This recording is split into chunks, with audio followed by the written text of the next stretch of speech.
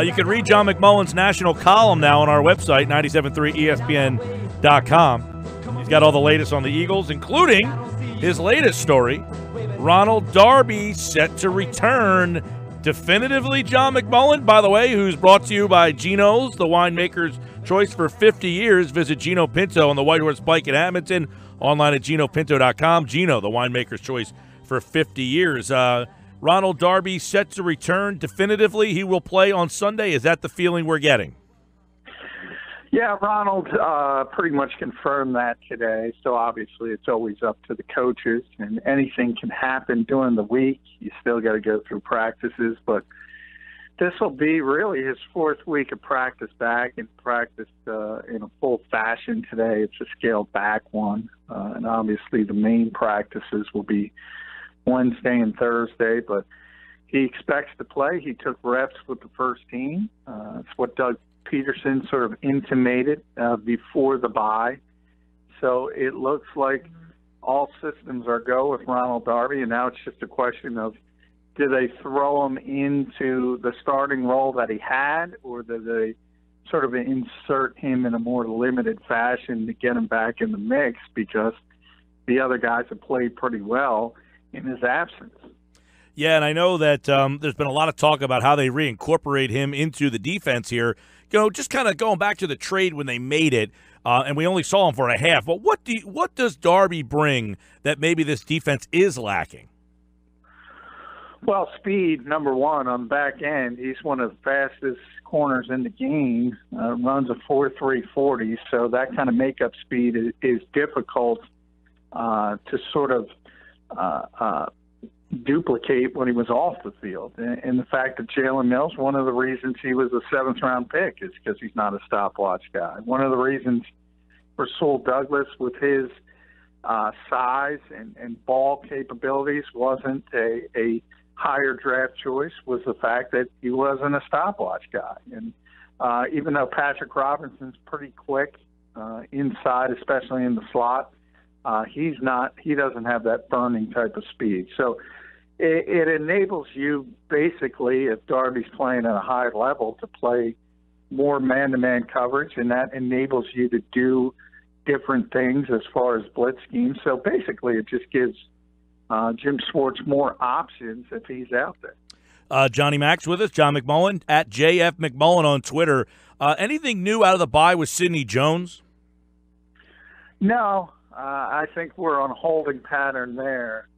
Once he does start practicing, the Eagles will have 3 weeks to decide if they want to bring him onto the active roster or place him on injured reserve, where would essentially end his season. So right now, I don't think they need him. But if you look at what the Eagles did today when they signed Daniel Ellerbe, a linebacker, they waived Dexter McDougal to make room for Ellerbe. So there's two sort of dominoes to that. The one is the fact that Darby's going to be back. That's a clear indication of that. And then you have the indication that Jones is getting closer, because maybe if somebody else gets dinged up, you know, and with corners it could be something as simple as a pulled hamstring or something of that nature, then all of a sudden you could have him. But that's sort of a luxury right now. They don't need him. They're not pushing him. But we all know things can change drastically in the NFL from an injury standpoint. One of the reasons Darby isn't back until this week is because the Eagles didn't need to push him. He could have been on the field in a quicker fashion, but they didn't need to do it.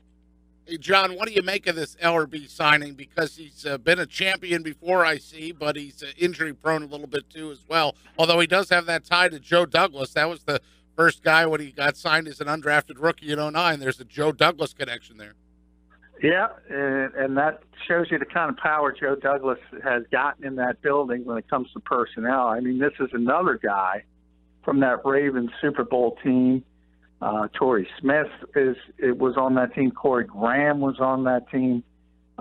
This Daniel Ellerbe, as you mentioned, he's an inside linebacker, so it's pretty clear the Eagles, when they did their self-scout on the bye week, there were some issues with Joe Walker. as the middle linebacker. Now, he doesn't play all that much because he only plays in the base defense. So they want him to come in and see what he has and maybe push for that job, which Joe has basically been playing about 30% of the snaps. So not much. But as far as the two guys who are going to play the most, that's going to remain Nigel Bradham and Michael Kendricks, and Ellerbe is not going to affect that sort of ecosystem. You think, though, I mean, you talked about the guys that are there with the championship pedigree. It also seems like they're just trying to stack quality guys that they can, low risk, high reward possibilities. Yeah, and guys that have some guys who have championship pedigree too. Yeah, because you've been through it, you kind of know what it takes to win, and that's sort of some of the importance that those guys can bring to a locker room. We've talked a lot about Torrey. He hasn't really produced on the field, but he's a great locker room guy as far as that goes, and leadership and that type of thing. And Corey Graham is similar to that. I mean, the Eagles have so much confidence. I wrote about over the bye. I wrote about Malcolm Jenkins being my defensive MVP because of his versatility. And the assistant coaches talked last week, and I got to talk to the safeties coach, Tim Hawk, and he said, well, one of the reasons they feel comfortable moving Malcolm around so much is because Corey Graham, they have so much confidence in him. They can insert him into that position. They feel things are not going to go wrong. Things are not going to derail. So he's another guy like that, and they hope Ellerbe is going to, he's been around for a while. He's going to be 32 later this month. He's a veteran guy. He's been through it all. They hope he can bring more of that to this locker room. How about the bye week as far as the NFC East goes? You have this article up that says the Eagles wave bye to the NFC East, and, of course, it is Dallas week. But Mike and I have been talking a lot about potential landmines that are still ahead on the schedule, and it's not necessarily the NFC East per se as some of the other teams that still wait out there for them. Yeah, I mean, as far as the NFC East goes, the Eagles are sitting on vacation. The Cowboys lose, the Redskins lose, the Giants lose. Well, the Giants always lose. So, but I mean, that's the first goal of any team is to win their division. And the Eagles have now a 3-game advantage with 7 games to play. I mean, there are just not many roads for the Dallas Cowboys. It starts with obviously sweeping the Eagles, and maybe they could make that Week 17 game mean something if they continue to play well. But anyone who saw them play in Atlanta without Ezekiel Elliott, with no Teron Smith, letting Adrian Claiborne, who's a mediocre to below mediocre pass rusher, get 6 sacks.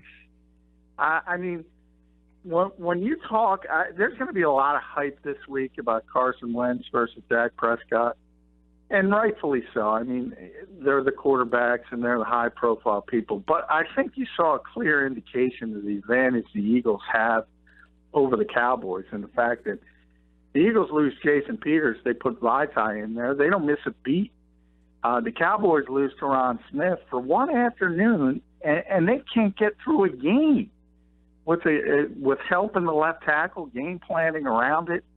So you can kind of see the chasm between the coaching staff, the depth the Eagles have, their ability to overcome injuries. They're going to win this division. So now you start looking at the other teams, and that's where things didn't go the Eagles' way because the Vikings won, the Saints won, the Rams won.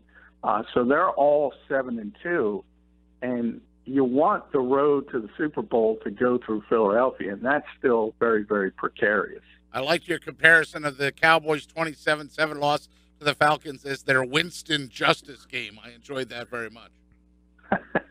Well, yeah, everybody remembers that game where the Eagles didn't give him help, and it does. I mean, I said if you're Jason Garrett and Scott Linehan, you can go into that game because Claiborne is the right end and say, you know what, we're not going to game plan for that because Chaz Green should be able to hold up at least okay against a pass rusher like that. But once things start going off, going horribly in game, there's nothing against the rules that says you can't adjust and you can't chip and you can't help. You can't use a running back. You can't use a tight end on that side. You can't use max protection. And the Cowboys just, for whatever reason, were incapable of doing it. Right. John McMullen's with us. By the way, let's hit on a couple of other quick news and notes. Ertz, back at practice, full go, ready to play? Yeah, full go, ready to play. And that was, remember, he was a late scratch before the bye. So I think that was out of abundance of caution as well. So he was expected back. And if there's no, setbacks during the week, he'll be back on the field. So not only do you have a bye week, not only do all three teams in your division lose, but you're also getting healthier and getting players like Darby and Ertz back. So it's all positive for the Eagles right now. Do you think, John, a lot of times, especially late in the year, you start to see teams give more times to younger players? You start to see some changes made. Now, a lot of times they're on bad teams. But do you think there are any positions where the Eagles feel more comfortable or have more confidence in someone? I guess one example obviously would be Hollins and Smith at wideout. But is there anywhere on this team where you think they come out of the bye and maybe make a couple tweaks? No, I think that was the one you hit on, and that really started before the bye. Mac Hollins has slowly been getting increased playing time despite Doug insisting nothing's changed. He keeps being on the field. Now, when you had the blowout in Denver, part of it was they did take the starters out, so that might have accounted to some of the increased playing time for some of the lesser reserves. But it's pretty clear that Torrey hasn't been producing. Mac has been producing. I think that might continue. And then you look at cornerback as a whole before the Darby injury. That was out of a necessity. But now that Mills has played so well, Robinson has played so well, and so has Rasul Douglas.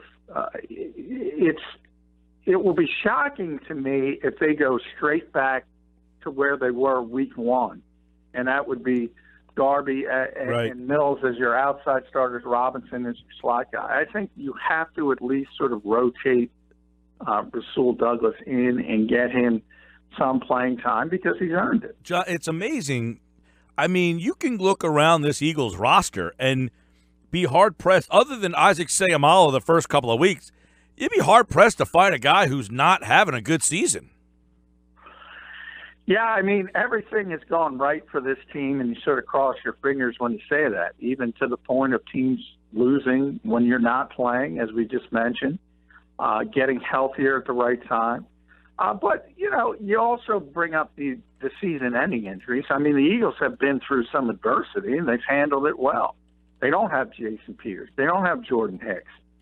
And going back to the prior question, that might be the other position. If Ellerbe can come in here and learn this defense pretty quickly, I could see him taking over for Joe Walker in the base defense. I don't think they're happy with the way Joe has played, and that's why Ellerbe is here. So that might be another spot to keep an eye on. But overall, you really got to nitpick to say bad things about this football team. Let's get into some NFL news and notes here. John McMullen, 97.3 ESPN.com. Follow him on Twitter at JFMcMullen. And don't forget his national NFL column now appearing at 97.3 ESPN.com. Extra Points with John McMullen.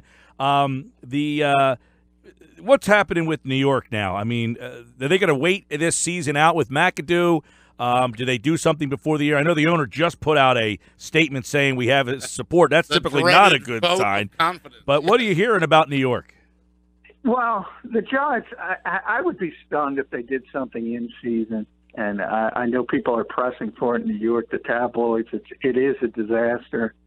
And I think it starts with the general manager, Jerry Reese, before you even get to the head coach. But they've been an organization that obviously leans toward continuity, as you should, and that's one of the reasons they've been successful over the years. So I have a hard time believing they're going to blow things up in season. Now, while I say that, once sort of the autopsy is done it's going to be hard for them to move forward with either of those guys, Jerry Reese or Ben McAdoo. I mean, in a lot of ways, you can make excuses for McAdoo because Reese didn't do anything on the offensive side of the football, and there's just not enough talent there. But when you go to how he's handled this team and the acrimony with some of the defensive players, whether it's Janoris Jenkins, who stormed out again yesterday, was suspended. DRC was suspended for a game. I don't know if you can move forward with him either. So I think after the season you might see a house cleaning in the entire football side of that operation. John, we've got yesterday didn't put to rest any of these under-the-radar teams that didn't have high preseason expectations, but the Rams, Vikings, Saints all pretty much won impressively. I guess it's time, if you weren't, you should start taking all three of those teams pretty seriously. Yeah, I mean, with the Saints, obviously, I think that's the one team because they do have Drew Brees, and he's been through it, and he's won a Super Bowl.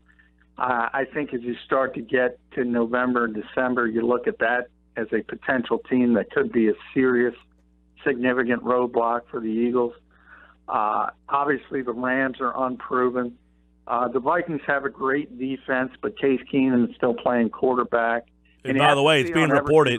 It is being reported that they're going to stick with him for Week 11 against the Rams. They have to. I mean, they have to. The guys play great. But you kind of saw them. They have a top 5 defense, but you kind of saw them implode a little bit because Everson Griffin didn't play against Washington. So you have to see if he's healthy because that's another team that when he's out there, they're great. But when he's not, all of a sudden that pass rush is not nearly as good, and things start to trickle down from there. So, and the Rams play the Vikings this week, so that's going to be an interesting game to see. Yeah, that's a good game. To see who comes out of that one. And but that's, of the three, I would be most concerned with the Saints simply because of the quarterback. Yeah, and that, by the way, that Rams-Vikings game we'll have for you on 97.3 ESPN because the Eagles play the night game, so we'll have the afternoon tilt between those two guys, Rams and Vikings, and I think it'll be a great game to listen to because really all 6 teams, John, in the NFC playoff picture right now with Seattle and Carolina, Minnesota, the Saints, the Rams, and the Eagles, all 6 of those teams, you know, the way it is right now, if they got in right now today, you could say all 6 of those teams legitimate Super Bowl contenders. Yeah, I mean, I don't think you look at the NFC side and say there's a great team, but I think it's clear that Philadelphia's been the best team, and they have a leg up, and they have to finish it. I mean, that's what Doug Peterson was saying before the bye. He said, you know, basically we're doing something special, but it doesn't mean anything unless you finish it. So I think that's the focus of the Eagles. They, to me, as I just mentioned with the Vikings and Griffin, I mentioned it with the Cowboys and Smith. The Eagles have proven to be the best team dealing with these injuries, and we'll see if that continues. All right, follow John at JF McMullen. Don't forget the national column, Extra Points. You can read it now on our website, 973ESPN.com. And, of course, all of the Eagles coverage that you need for Eagles and Cowboys. We'll get you ready for that tomorrow here on the Sports Bash. Thank you, John. Hey, thank you, guys.